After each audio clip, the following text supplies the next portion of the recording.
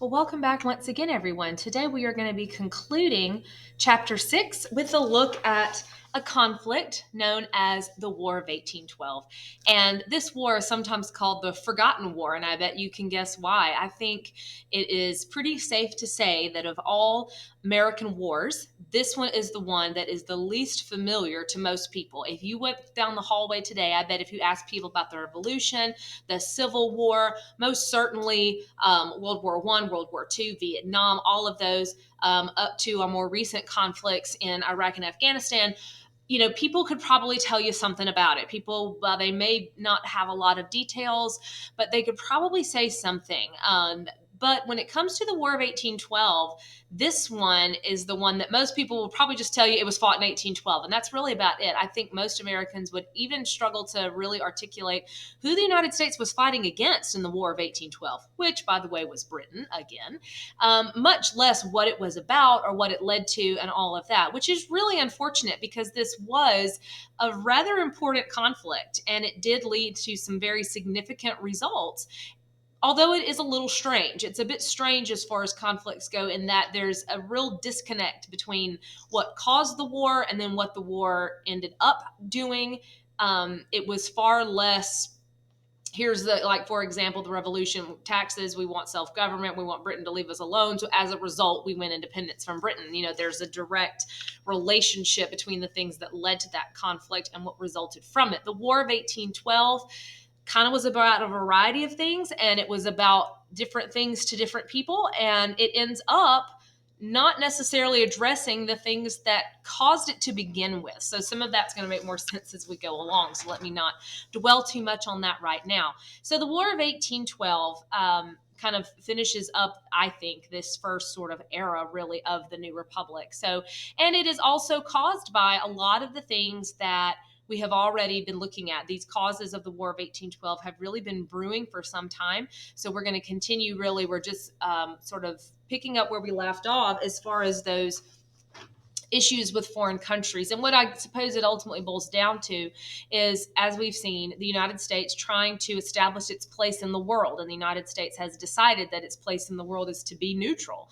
and to stay out of European conflicts. But it has proven to be very, very difficult to do that in practicality, as both Britain, or sometimes France, or sometimes both, have refused to acknowledge that neutrality or even tried to punish the United States or penalize the United States for that neutrality. So all of that, and I've been hinting at it along the way, eventually leads to the War of 1812. So let's talk about kind of where we are as we get to Jefferson. So we saw those neutrality violations under Washington that led to the Jay Treaty. We saw those neutrality violations continue with under Adams. We had the XYZ affair and then the Quasi War. We're about to see those things pop back up with Jefferson. But before we get to that, let's just take a second to look at the overall causes of the War of 1812.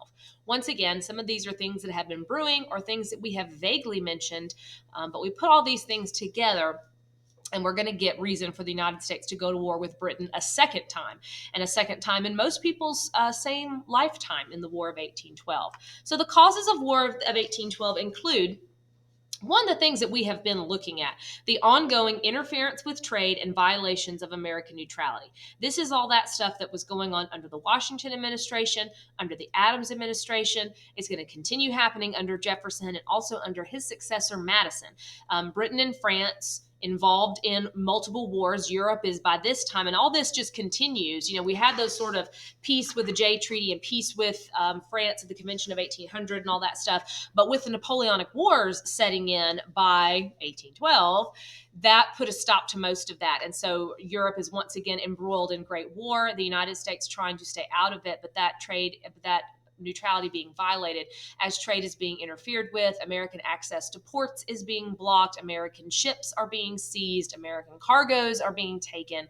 All of that in blatant violation of American neutrality rights. Now, in addition to that, we also have a problem that actually have been going on since the Revolutionary War era, but it is intensifying and becoming a serious problem leading into the War of 1812, and that is something called impressment.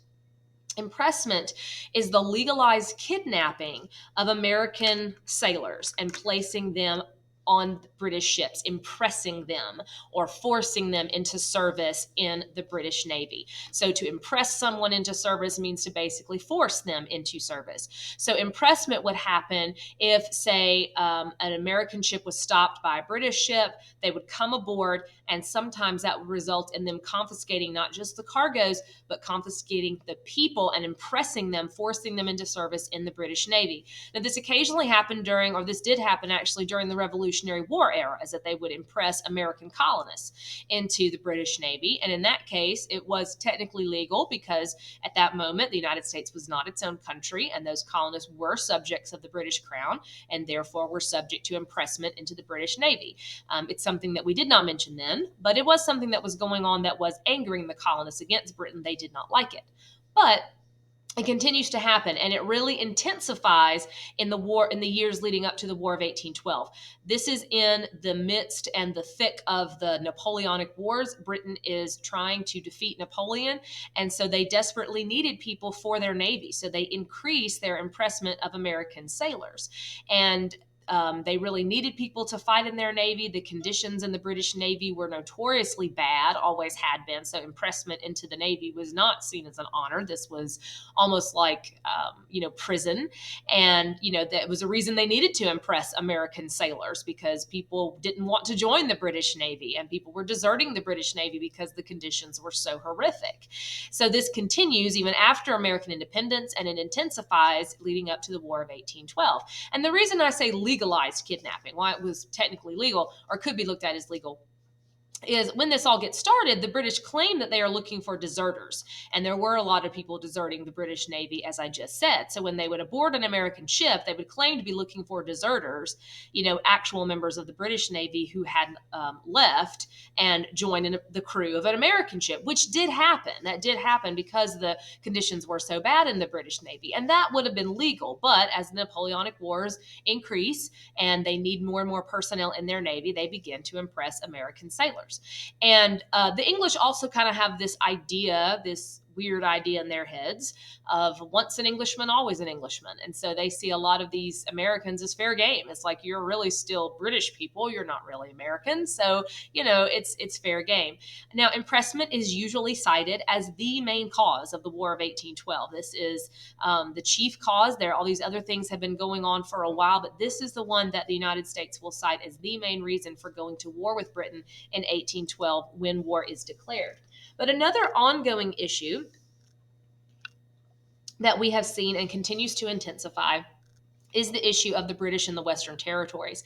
We mentioned that Britain had been violating since the beginning the Treaty of Paris, 1783, and had not fully evacuated those Western territories. They still had a presence on the Western frontier, and they still have a strong presence along the Canadian border. That is something that has still not been resolved, and there are some British presence still there, or sometimes it's not so much they're in American territory, but they're right on the border, and that made Americans rather nervous. It felt threatening, and there was concern. All of this, it kind of boils down to a lot of it when you put that and violations of neutrality and trade interference all together. It kind of boils down to Britain just not seeming to fully recognize the United States as truly an independent nation, treating the United States like it's just the United States. We don't have to follow through with our agreements. It just all felt like a slap in the face. And that's what a lot of people are angry about. But getting back to Western territories and where Native Americans come in, there was also concern, belief, and suspicion that the British were, in being in those Western territories, in being in Canada and all of that they were encouraging Native Americans to attack. This is also in a moment where Native American resistance is growing as Americans are trying to expand out into those Western territories and trying to expand further. That's putting them in conflict with Native Americans there. And there was a great belief that a lot of that Native American resistance was being helped by Britain, that Britain was supplying Native Americans, that they were trading with them and giving them weapons, which sometimes they were, but also just that they were like conspiring with them, that the British were like behind Native American resistance, that they were encouraging Native Americans to attack, that they were promising them help, and even some really paranoid ideas that the British were going to like make alliances with Native Americans and help them to fight, and those kinds of concerns. So that's related to those Western territories. And the British presence in the Western territories is probably greatly exaggerated, but certainly this idea that they were somehow behind or even complicit in Native American resistance is a big reason why some people felt going to war with Britain was necessary. So, with all these things building, let's take a look at how President Jefferson, decided to deal with it. President Jefferson decides to take a lesson from the history books and do something that has worked for Americans in the past. And so he signs into law in response to all of these problems, which is mainly Britain, but sometimes France as well, the embargo of 1807. An embargo is a agreement, not an agreement, but it is a no trade is a rule.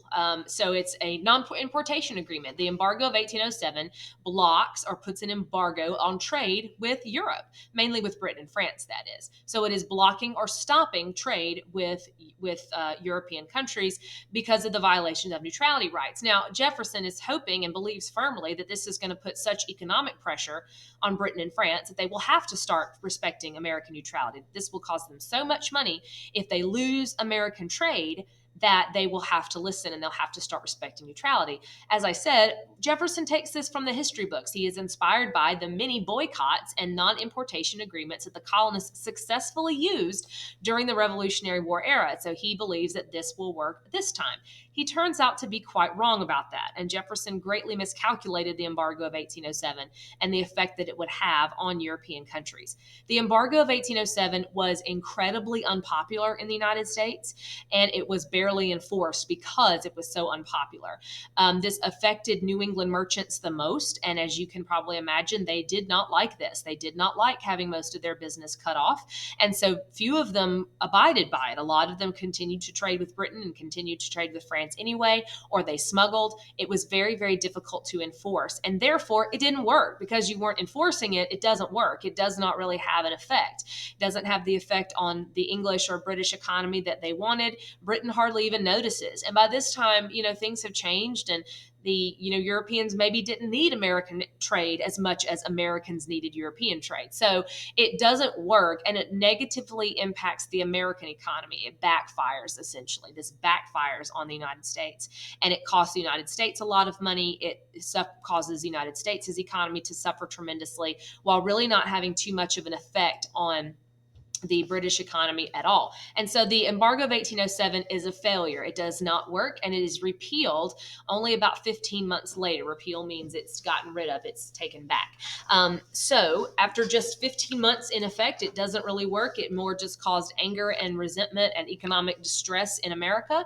And so it is repealed, and the problems continue. So Jefferson was unable to bring about some kind of an end to this problem. So when we move into the next presidential administration, Madison, these things are still ongoing. We still have the problems, mostly with Britain, though. By this point, it's mostly with Britain, not really so much France, of continued impressment, trade interference, violations of neutrality, and then further concern about Native Americans in the West. Speaking of Native Americans in the West, let's talk a little bit more about that Native American resistance, separate from the British involvement in it, but also still kind of related. As I mentioned, this is a moment where Americans are expanding into those Northwest territories that we talked about a while ago.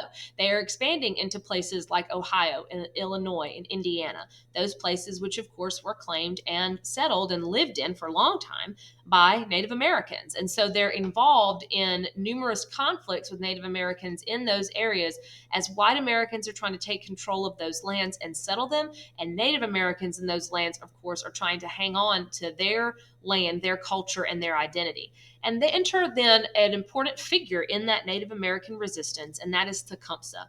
Tecumseh was a Native American leader who was adamant that Native Americans must resist, that they had to resist this expansion by white Americans. Tecumseh believes that white Americans can't be trusted. He urges all Native Americans, not just people of his particular tribe, of his particular culture, religion, or whatever. He urges all of them, not just in this area, but everywhere, north to south, to fight back. He is a war always philosophy, that we will always be at war with these people. Do not give up any land we have to fight back. And Tecumseh is urging Native Americans of all persuasions to continue to resist and to resist violently if necessary.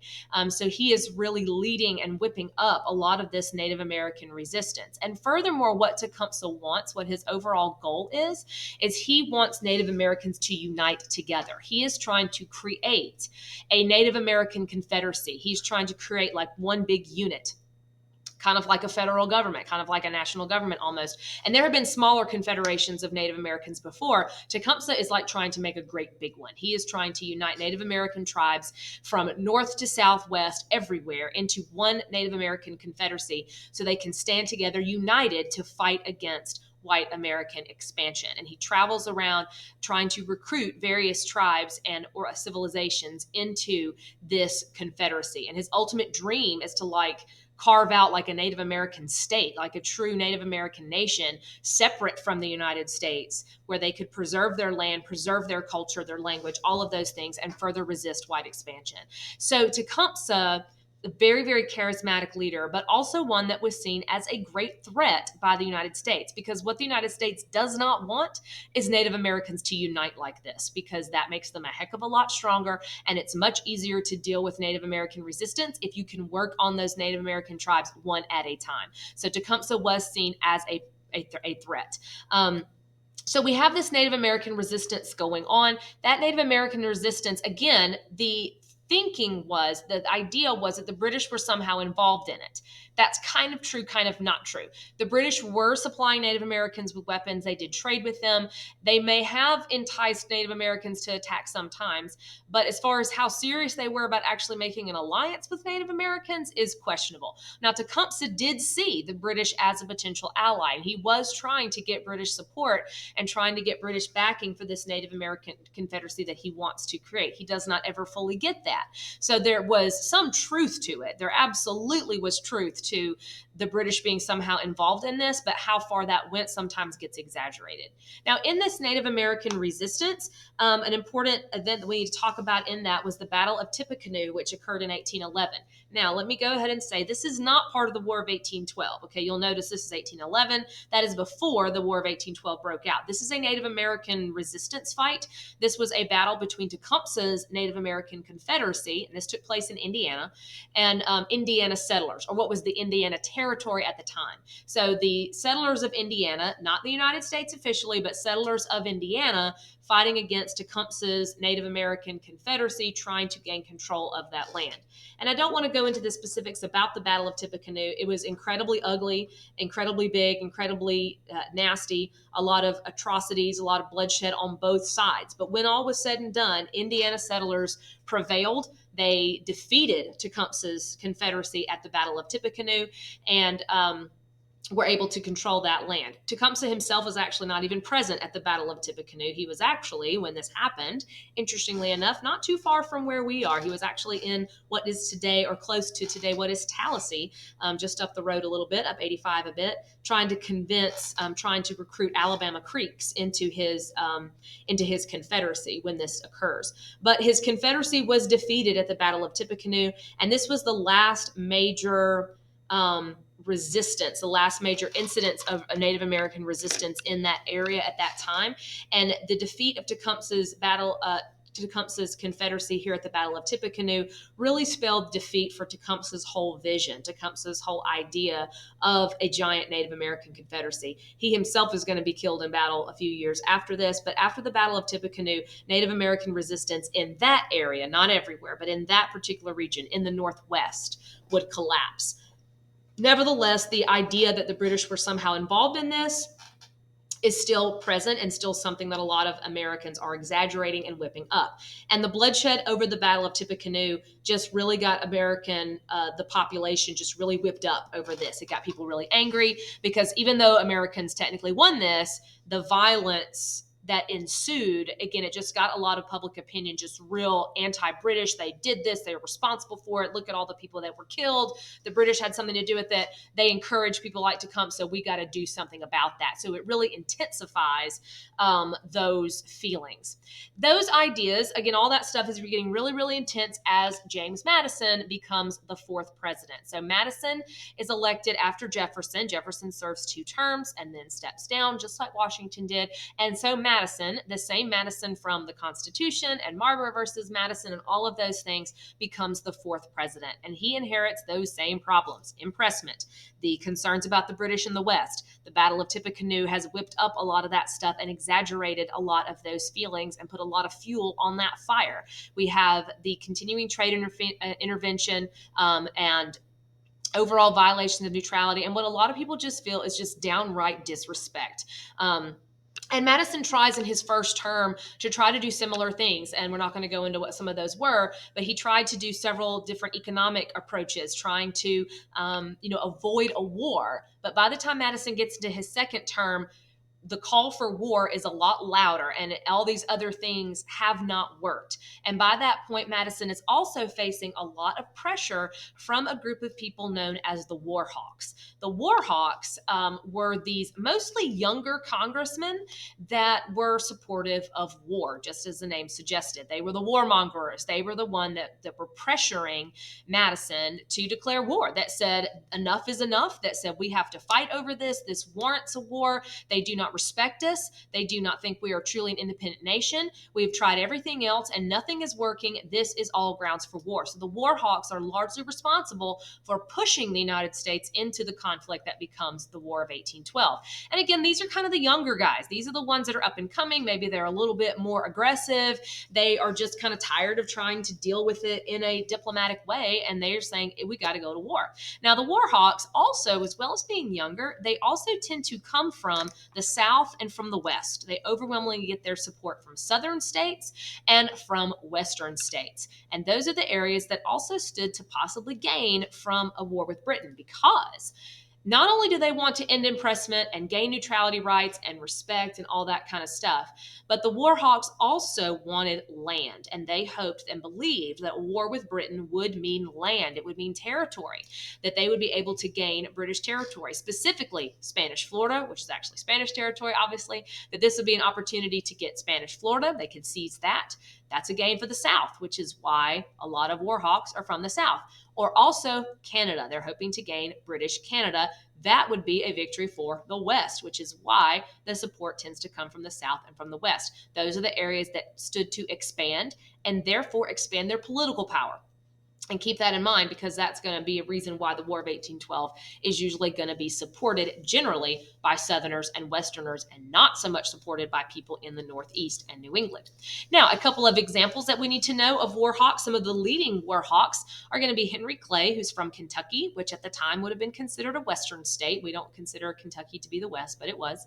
And John C. Calhoun of South Carolina.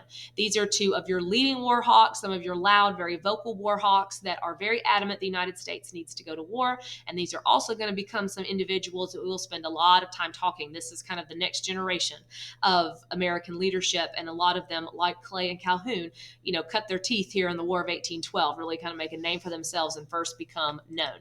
So the War Hawks are demanding war. Madison had tried multiple things to, like his predecessors before him, to try to avoid it, but by his second term and by 1812, obviously feels that there is no other option, and ask Congress for a declaration of war against Britain in 1812, which they get. So that brings the United States into the War of 1812 with Britain. Now, the War of 1812, again, is kind of a mixed bag. There's kind of, there's some good in there, some bad as far as military actions go. We're going to look at just a couple of major campaigns, but not in too much detail. As usual, it is the overall importance that you need to know about all of these. The United States declares war against Britain in 1812, despite being almost laughably unprepared. The United States and the war hawks really are just talk, talk, talk. But as far as being really ready, the United States was not ready at all. The United States had a very minimal standing army, which was typical at the time. So the military was not in any shape of preparedness. There's not too much of a United States Navy. There's some, the more than there was, 10 years before after that quasi war, but not too much. The communication is poor. There are no good roads. I mean, the United States was completely unready for this conflict. The first phase of the fighting takes place along the United States and Canadian border, along the Great Lakes region, as the United States tries to launch an invasion of Canada. That invasion of Canada was a disaster. It did not go well at all, as you can probably guess. Because Canada is Canada. It's not part of the United States. So, therefore, that should tell you that that just doesn't work. It is an absolute disaster. Americans are, well, not absolute, but it started out that way. The Americans are so unprepared for this that troops along the American Canadian border didn't even know that a war was happening, did not even know that war had been declared until they start getting shot at. That's how bad the communication was. That they couldn't even inform the army there, soldiers there, that they were even needed to be on alert. That's how unprepared the whole situation was. The invasion of Canada obviously fails dismally. The United States does manage to get it together in order to avoid losing any territory. And so eventually they do kind of turn things around and have some important defensive victories, but they are defensive victories where they defend American cities like Detroit and so forth from being invaded and attacked by Britain. But the invasion of Canada does not go well. And so the first year of the war is really a lot of defeats for the United States and really quite embarrassing. Now, things change in 1814. So the first year of the war, 1812, 1813, most of the fighting is along the U.S.-Canadian border. The United States does not do so well. In 1814, things change. Things are going to change for a number of reasons, in a number of ways. One, the theater, the area where the fighting is taking place, changes. The fight is going to move away from the Canadian border and to the United States' east coast. So the British are going to start attacking the United States from the east coast. So we're going to see fighting in New England and eventually to Washington. What's happening here is Britain is stepping up their game at this point. They are tired of playing around and they are ready to end this conflict. And so they are taking the war to the heart of the United States itself. And the reason that they're able to do that is because in 1814, Napoleonic Wars are over. They have defeated Napoleon. And so now they can put all their attention and all their resources on defeating the United States. So they've been a little bit distracted in the first part, but now no more. So they target the East Coast. And once again, the United States just screws up, just blunder after blunder. The Secretary of War is just adamant that Britain's not going to attack American towns. They're not going to go for any of this. And he's totally wrong. So summer of 1814, the British are raiding American towns. People are running for their lives. And eventually they are targeting Washington, D.C., which of course at this time was the capital. And so they target Washington. Once again, American forces completely unprepared, just ridiculously unprepared. The Secretary of War insisting Britain will not attack Washington. So it was barely even defended. It's hard to imagine the capital of the United States of America not even being well defended, but it wasn't. It was only being defended by a couple of militia that basically just cut and run as soon as the British get close. So the British are able to march right on into Washington, D.C. and just pretty much have their way with it. The city was practically, at least halfway abandoned by that point. The government had fled, the Congress had fled, Madison had fled. But the British are basically just able to walk right in. They will destroy most of the public buildings. They will burn the White House. They will burn the Capitol building. They will burn the Library of Congress. They will destroy the shipyard. They will loot. They will, and just leave the city pretty much to ruin, which is pretty devastating. And again, hard to imagine. That's one of the things that I think is so unique about the War of 1812 and something that, we shouldn't forget, because this is the only other war, aside from the Revolution, that was fought on American soil. And here we have an invading army attacking American cities, American civilians fleeing for their lives, the Capitol being destroyed, something that would be almost totally unimaginable now, yet it's happening there in the War of 1812. After the burning of Washington, the British are then going to set their sights on Baltimore. Because the thing about the burning of Washington was it was meant to be a psychological blow, which it was. It was meant to be a psychological weapon and meant to destroy American morale. Washington, it's hard to imagine so, but at this point in time, Washington was not a large city. Yes, it was the seat of the government, but the city itself was less than 20 years old. I mean, it was kind of a backwoods little swamp water settlement. So it did not really have strategic importance. The city of more strategic importance was Baltimore, Maryland. Baltimore at this point in time was one of the largest cities in the United States. I believe it's about the fourth or fifth largest city. It is a major port city. It contained a lot of the American fleet. And so this was seen as the more strategic location for Britain to go after. And if they could capture Baltimore, that gave then an artery, a transportation line into the American inland. So that's why they're targeting Baltimore. And Fort McHenry was the American fort there in Baltimore Harbor that the British are going to be targeting. But this time, finally, this time Americans have their act together. This time they're ready.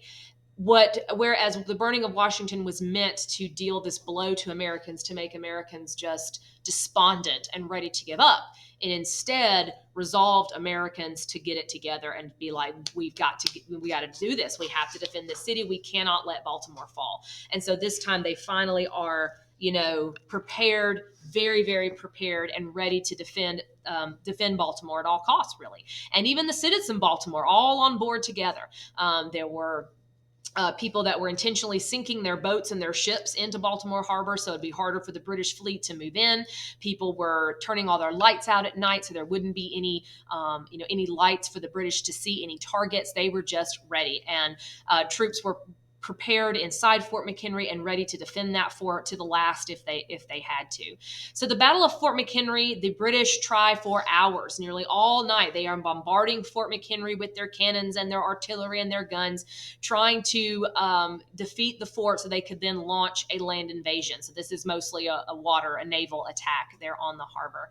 They try to do this all for a full day, more than 24 hours. They bombard Fort McHenry, but are unsuccessful in taking the fort. The Americans hold tight inside that fort and successfully defend it. Eventually, the British realize they cannot take Fort McHenry, and they retreat. So finally, we have had a major victory, a defensive one for sure, but a major victory for the Americans at Fort McHenry, and that is crucial to their morale and crucial to their overall strategy in the war to defend Fort McHenry. So this has been, a major turning point for Americans to have finally had this victory and have held the British off there at Baltimore and saved Baltimore from invasion, and therefore maybe even save themselves. So the stakes were very, very high then, and they stepped up. Another important thing about the Battle of Fort McHenry is this is where or becomes the inspiration for something very important to American culture. Francis Scott Key, some of you may recognize that name. Francis Scott Key was an observer to this battle. He was actually a prisoner aboard a British ship. He was an American that had been taken prisoner aboard a British ship. And so he witnessed this battle from Baltimore Harbor. He heard the explosions going on all night, sees the sky lighting up with explosions all night long, and not sure what's happening. It's dark. You can't see anything. He's on this little ship. And when he gets up and when the sun comes up in the morning and he looks out at Fort McHenry and he sees that American flag still flying, meaning that they have defended the fort and that the British are about to retreat. And that inspires him to write a poem called The Star-Spangled Banner, a reference, of course, to the American flag. And many of you probably recognize that as being the national anthem. That poem is eventually put to music, and that eventually is adopted as the national anthem of the United States. So the national anthem is inspired by the Battle of Fort McHenry. And if you think of the words to that song, it is describing a battle going on and then the flag still flying and meaning American victory. So it's important for that reason as well.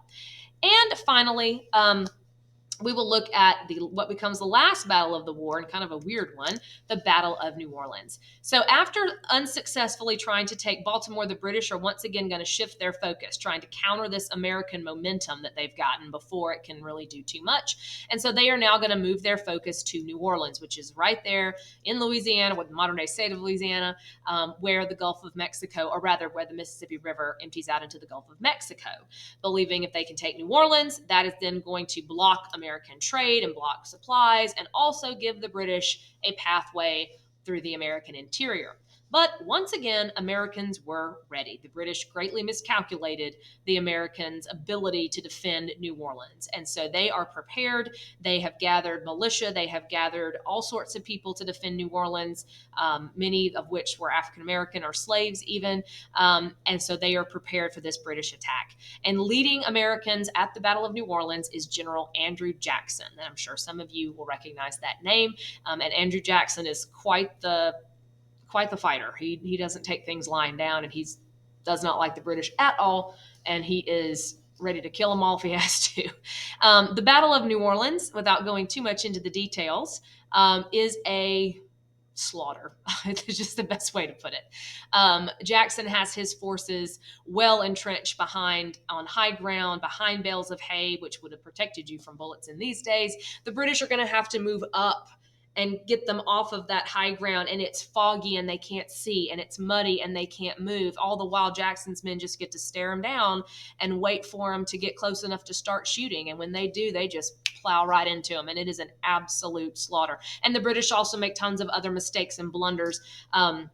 And it just does not go well for them, including their entire command gets killed in the battle. It is the most, to say it was an American victory just doesn't quite do it justice. It is the most lopsided victory there has ever been. The casualties, it's ridiculous. It doesn't even make sense. It's something like 2,000 or so British forces are killed or captured, including their entire commanding, their higher ranking generals. American casualties are less than 20, somewhere around 13. It's ridiculous. It just makes no sense. Even when people read it in the paper, it just doesn't make sense. It's crazy. Not only has New Orleans been defended, but the British have been entirely obliterated, humiliated, and it's just the most, like I said, lopsided victory really there's ever been. It'd be like if a little middle school football team went and just not only beat, but just slaughtered like a NFL team. It'd be kind of like that. I mean, that's probably a good analogy to use. The weird thing, and the Battle of New Orleans becomes the final battle of the war.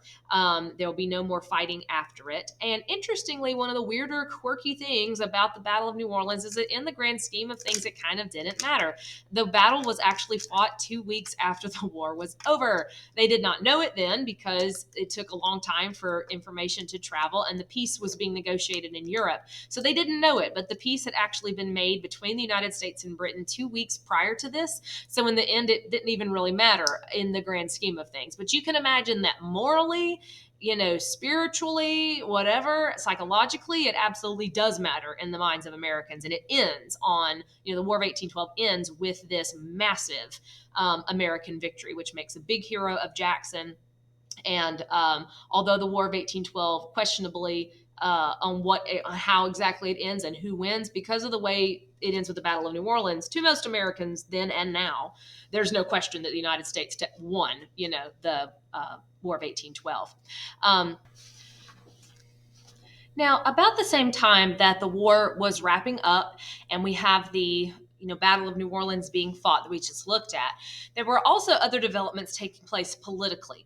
Now, like any war, the War of 1812 was not popular with everyone. There were definitely those that did not support it. And as we mentioned earlier, most of the support for the War of 1812 came from the South and from the West, overwhelmingly from the South and from the West, which means that most of the opposition to the war, and there was significant opposition to the war, came mostly from the North, specifically New England. New Englanders had been affected more negatively by a lot of the things like the embargo and all the trade interference and all of that and stuff that had happened during the war. And so they were very angry about, something that was disrupting their biggest trading partner. But probably the bigger reason why they are opposed to this is the whole acquisition of land prospect that the war brings. The war hawks are talking about this is going to mean we expand into Canada, into Spanish Florida.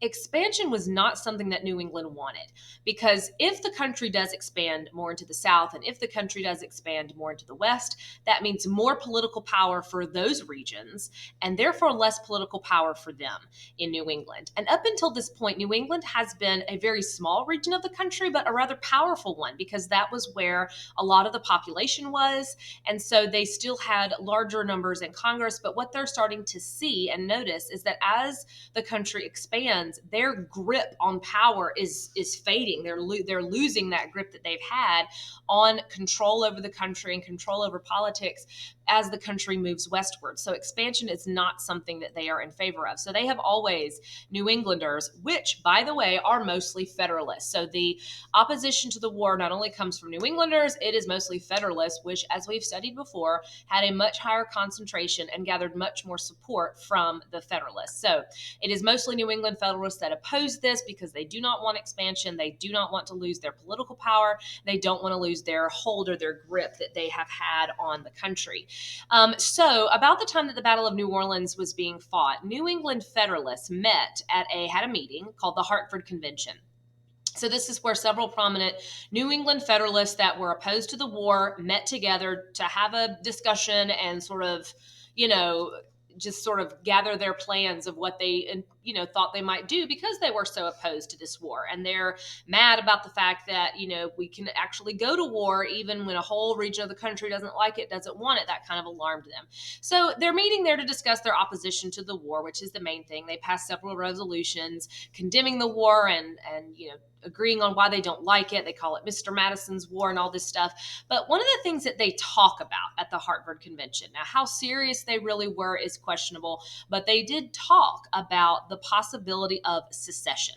Now, secession, to secede, that means to leave the United States, okay? And we'll hear that word come up a lot from every now and again from here on. But they did discuss the possibility of secession, meaning like breaking away from the United States, like resigning from the United States and becoming like their own nation. They were proposing like some constitutional amendments and things that would have made it harder to go to war and things like that. And this was one of the ideas that they proposed, like, well, maybe it ought to be okay that if a state doesn't like something, whatever, they should have the opportunity to secede. Well, they don't do that, obviously. They don't try to secede as a result. But here's the thing about the Hartford Convention. Word gets out about it about the same time as the war ends, and it ends on that really positive note of the massive victory at the Battle of New Orleans. And then at the same time, this news gets out that the New England Federalists have been meeting to talk about even breaking away from the United States. And what this does is it just makes the Federalists look really, really, really bad. It makes the Federalists look unpatriotic because with the end of the War of 1812, what we're going to talk about in just a second is we have this massive, euphoria of patriotism and excitement and yay America kind of stuff. And then it comes out at the same time that the New England Federalists were like almost like plotting against their country. It makes them look really bad. It makes them look unpatriotic. It makes them look like downright traitors.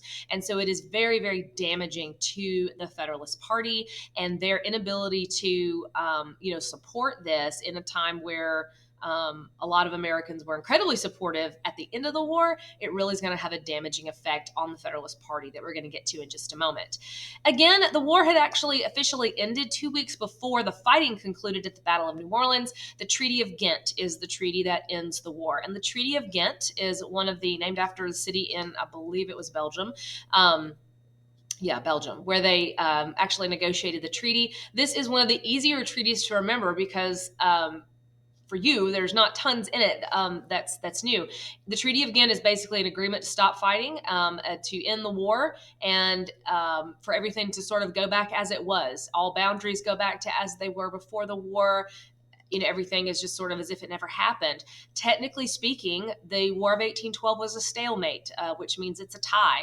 The Treaty of Ghent did not, declare a winner. Neither the United States or Britain surrendered to either. And again, everything is just put back sort of how it was prior to the outbreak of the war. So no territory switches hands. The United States does not gain any territory as a result of the War of 1812. The United States does not lose any territory as a result of the War of 1812. Impressment is not mentioned in the Treaty of Ghent. Britain makes no further promises than they had not already made.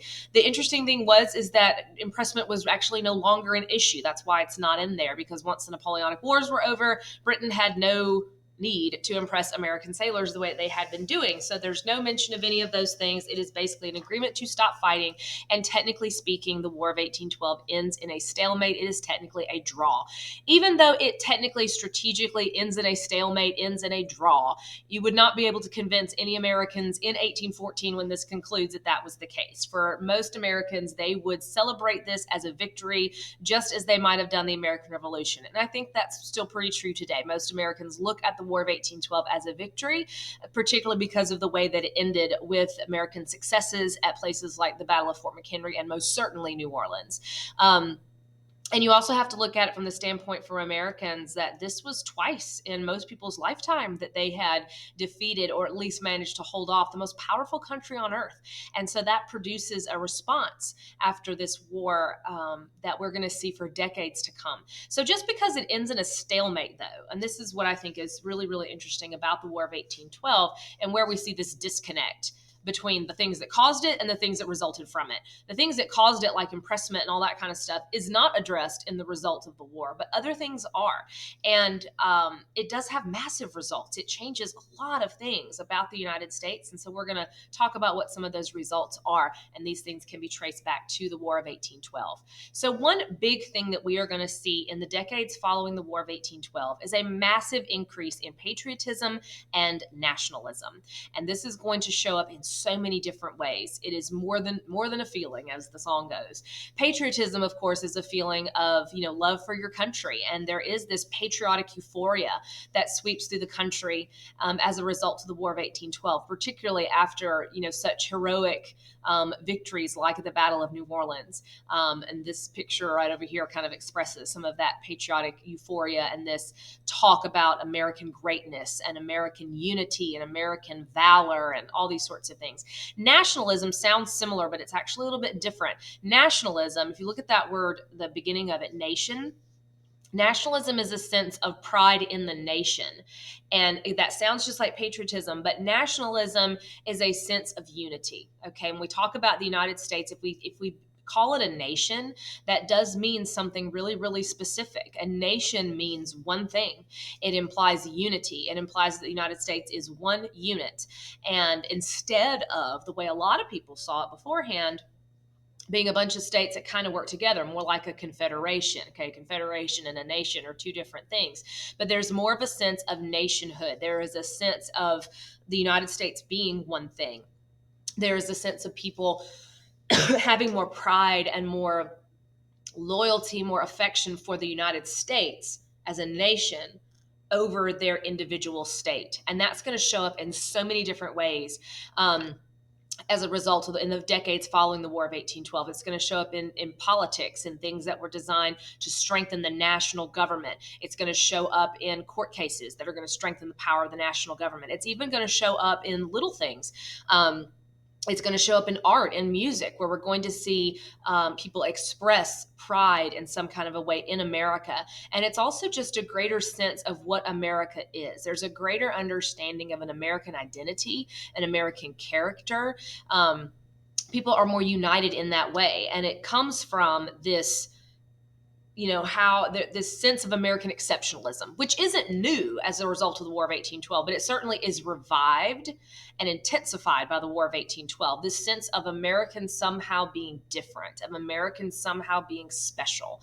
And for good or bad, we still have this very much today. But for many people, the fact that America could twice in some people's lifetime defeat the most powerful country on earth in such a lopsided way, to some people, it just proved there had to be something about Americans. It sort of proved to a lot of people, or made people believe, that Americans were somehow, different, selected, favored, sort of God's chosen people to be an example for the rest of the world. And while some of that's corny and some of it's maybe cheesy, some of it, may be very exciting and empowering. And we're going to see that show up in a lot of different ways. So that patriotism and that nationalism, this sense of unity, this sense of American greatness, this sense of American exceptionality is going to be more than just something that people think and feel. It is going to show up in everything from politics to literature. We're going to see that in a lot of different ways. We are also going to see, and it even shows up in some of these other things. So in a lot of ways, some of these other results are kind of a manifestation of nationalism as well. But anyway, Another result of the overall of the War of 1812 is we're going to see an increase in American manufacturing. So we're going to see more American industry, more American manufacturing. We are going to begin to see, we'll talk about soon, the comings of industrialization to the United States, and that's going to increase as a result of the War of 1812 for two reasons. One is it kind of had to. During the War of 1812 and during the years leading up to it, trade was so disrupted. You had that embargo in 1807, and you had other kind of trade disruptions. It kind of forced Americans to start producing a lot more of their own products. With trade being disrupted, it kind of forced, or you might also say allowed, Americans, with foreign competition being kind of slowed down, it allowed American businesses and industries to kind of start getting off the ground. The War of 1812 also, to some people, exposed the danger in being over reliant on Britain, over reliant on Europe for manufactured goods. It made some people say, you know what, it is not good for us to be relying on Europe to provide us with manufactured goods, because that means we're dependent on them. We don't want to be dependent on them. We want to stand on our own 2 feet. There's your nationalism and your patriotism right there. The sense that we are capable of doing this, and in order to be a strong and powerful nation, we need to be able to manufacture and have a diverse economy, all those kinds of things. So we're going to talk about that increase in manufacturing as well. Another thing that is kind of related to that and also related to nationalism is we are going to see transportation systems improved as a result of the War of 1812. People notice, leadership notice, a need for greater transportation systems in the United States. And by that, we mean mainly roads and soon canals as well. Roads and canals mainly. That will eventually mean railroads, but they had not been invented yet at this particular point. But we're mainly talking about roads and canals. Recall that one of the big problems for the United States military, certainly in the beginnings of the war, was the lack of communication, the inability and the immobility of those forces, how they didn't even know that the war had begun. They couldn't move troops, they couldn't move supplies. So that great weakness was really magnified as a result of the war. And so as a result of the War of 1812, we're going to see a greater push to build more roads, build more canals, build more transportation arteries, so that whether it was people, and it's not just for military purposes, this is also for economic purposes, and it is related to the growth of manufacturing. If you're going to manufacture goods, you need to have more roads and things to get resources and to get supplies and to get things out there so people can buy them. So we're going to see that happen in the years following the War of 1812 as well. We also see, coming as a result of the War of 1812, a crop of new leaders. The War of 1812, this moment in time, whether there had been a war or not, this was a crossroads where we're seeing the sort of coming to an end of an era and the beginning of a new one. Because that whole Revolutionary War generation, those people that had led the United States through actions against Britain and independence and the Constitution and the early decades of the American Republic, the Washingtons and the Hamiltons and the Jeffersons and the Adamses and even the Madisons, they are, by this point, several of them are gone, have died. They are getting older. They are retiring at this point. They are moving on. And so it is time for this new crop of leaders, this new generation that were maybe not around at the time of the revolution, or were too young, or just children, for them to take the reins. And so we're seeing that, the bridge kind of between the old and the new. And the War of 1812 provides this opportunity for these new leaders to really make a name for themselves, to get experience, to become nationally known. People like the War Hawks, for example, Henry Clay and John C. Calhoun, they are just at the beginning of what are going to be decades-long political careers. Of course, Andrew Jackson rises to national prominence as a result of the War of 1812 and will eventually become president. So this was the moment kind of where the spotlight gets to shine on some of these newer people that are able to show who they are and their valuable leadership skills. This is also going to result in the death of the Federalist Party. We have had Federalists and Republicans since the 1790s, and the Federalist Party had been declining in power really ever since 1800. And as a result of the War of 1812, it fizzles out and goes away. Because remember that they were very, very opposed to the war, and that whole Hartford Convention thing, that whole talk about secession thing, really, really damages them, and they become so divided, so unpopular, and so unclear in their goals that it fizzles out and goes away. So no more Federalist Party. But that doesn't mean the ideas go anywhere. So the Federalist Party is no longer organized, but the things that they believed in, stronger federal government, guess what? That's nationalism. And has increased. The stuff that they believed in as far as more power to the federal government, all of that. Those ideas are not going anywhere. In fact, they are about to be adopted by some Republicans. Some Republicans who used to stand against those things are now about to start embracing those things. So we're going to see an interesting shift taking place in our political parties. So overall, we have a greater sense of American nationhood, a greater sense of American uniqueness. And for many, it just felt like putting an exclamation point on American independence. It was defending American independence. It was confirming American independence, and that for once and for all, we had proven that we were truly an independent nation worthy of respect. So we will look in the next unit at all of that nationalism and patriotism, how that manifests, because it does in so many interesting ways. So we will look at that next time.